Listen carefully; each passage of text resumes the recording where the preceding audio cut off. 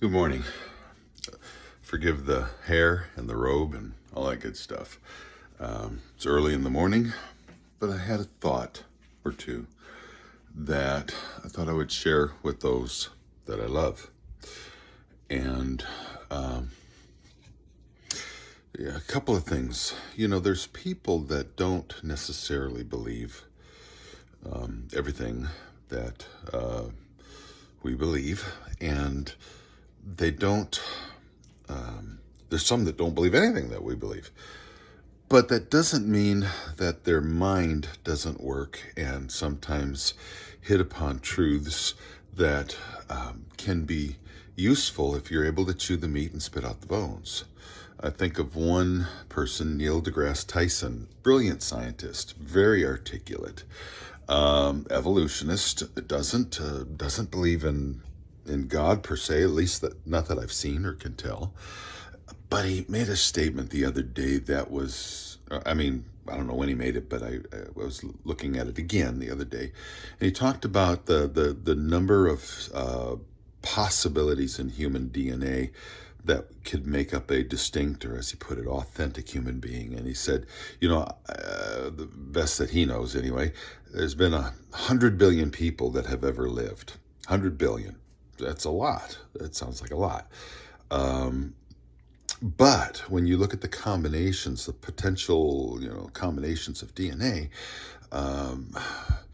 there is just multiplied more potential people, human beings, authentic human beings that could be that will never be or have never been, because there's so many.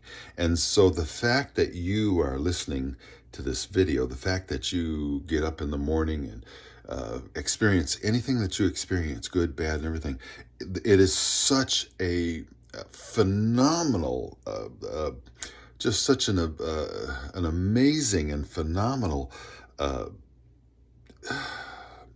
the odds makes you so distinctly unique that you are just absolutely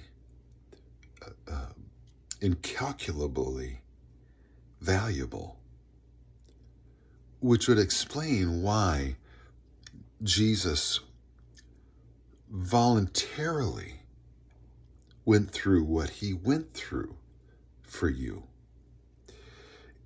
Not only voluntarily submitted himself to it, but kept himself in it when he had absolute power and ability to stop it all.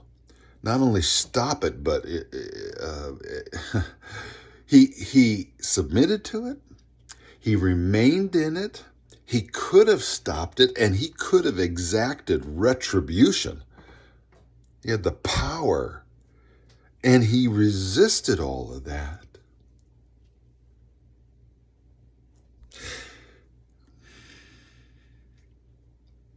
He went through all that on purpose. For me, for you.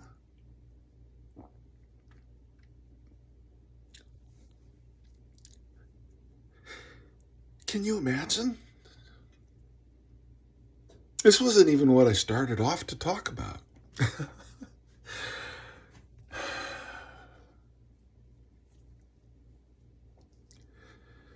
It's just mind-boggling. Now, think how important and valuable that makes you and me when you see what Jesus did, when you understand what Jesus did. And you realize how unique and valuable you are based on that alone. And then you look at others. And the reason that he calls us to reach out to others, it's because of the same thing. Whether the person is highfalutin, rich, full of themselves, they're still that valuable. Whether they're half out of their mind, crazy, homeless, they're still that unique and valuable. And I know they all won't be reached, and they all won't accept, but they're still that valuable. And reaching out to them in love, reaching out to them in love, it still makes sense. It's still reasonable. It's still the right thing. All those words fall short. It's still vital, especially if we have a relationship with Him, because that's what is the most important to Him. Now, I'm going to share a short clip with you of Jordan Peterson talking about that love principle. And here's another one that doesn't necessarily, doesn't believe everything we believe, but he's got a good mind. And he's got a heart that is seeking so strongly that it puts me to shame. How desperately he's searching. And he talks about the reason why we tell people you shouldn't do certain things. Don't do this. The do's and the don'ts. The religion.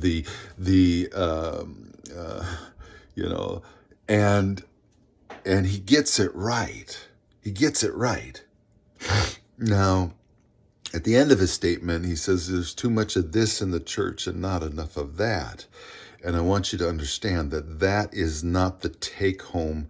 I don't want that to be the take-home message of what's saying here. The take-home message is not to end up on a critical note of the church.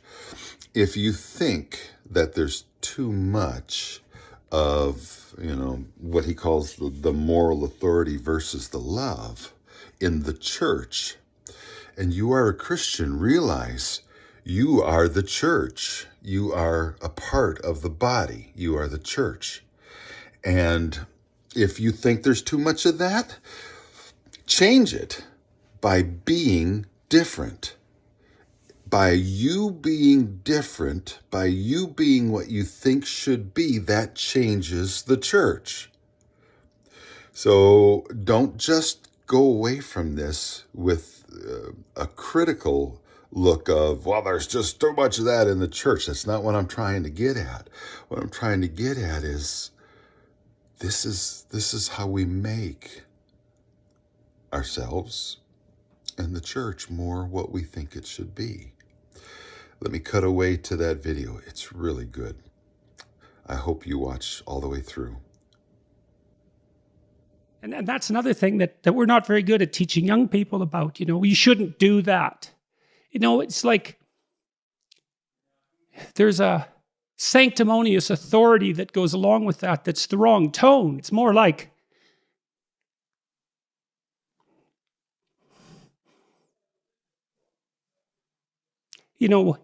I don't know how you lay it out properly, but you tell people that you love how to avoid the road to hell. And you don't do that because you're shaking your finger at them or because you're a moral authority. You do it because you don't want them to burn. And I think there's too much of the moral authority still in the church and not enough of the love that helps people avoid the fire. It's a tall order. But what if we actually loved our neighbor as herself? What if we really didn't want them to burn? What if we treated everybody as if they were Jesus in disguise?